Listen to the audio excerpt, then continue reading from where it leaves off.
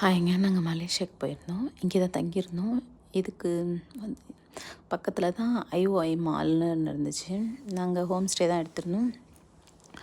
சமைக்கிற மாதிரி ஏதாச்சும் கிடைக்குமான்னு இங்கே வந்தோம். எல்லாமே சூப்பர் மார்க்கெட்லாம் இருக்குது அப்படின்னு சொல்லியிருந்தாங்க. அதனால் இங்கே வந்திருந்தோம். இங்கே எல்லாமே ரெடிமேட் ஃபுட்டாக தான் இருந்துச்சு. நம்ம ஹாட் வாட்டர் ஊற்றி மேகி சாப்பிட்ற மாதிரி இதெல்லாம் தான் இருந்துச்சு. காரசாரமாக எதுவுமே கிடைக்கல. இங்கே ரொம்ப அவஸ்தையாக இருக்குதுங்க சாப்பிட்றதுக்கு. எல்லாமே ஸ்வீட்டாக தான் கிடைக்கிது. எல்லாம் காரமாக இருக்க மாட்டேங்குது. வந்து 2 நாள் தான் ஆச்சு.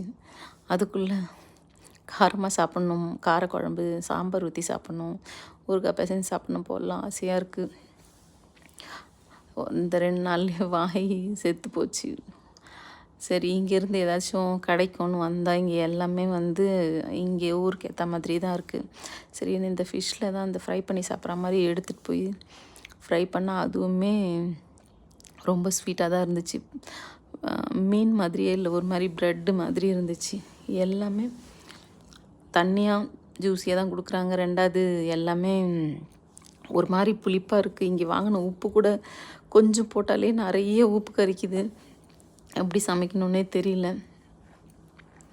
சரி, மால்லையாச்சும் ஏதாவது கிடைக்கும்னு வந்தோம்.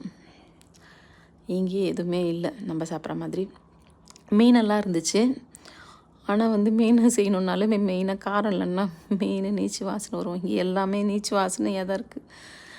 நான்வெஜ்ஜை நம்ம நீச்சு வாசனை இல்லாமல் சமைப்போம். இவங்க அதில் இருக்க நீச்சு வாசனையோட அதிகமான அளவுக்கு ஸ்மெல்லோடு செய்கிறாங்க. இதுதான் டோட்டல் மால். பார்க்க சின்னதாக தெரியுது, ஆனால் ரொம்ப பெரிய மால் இது. நீ மேலே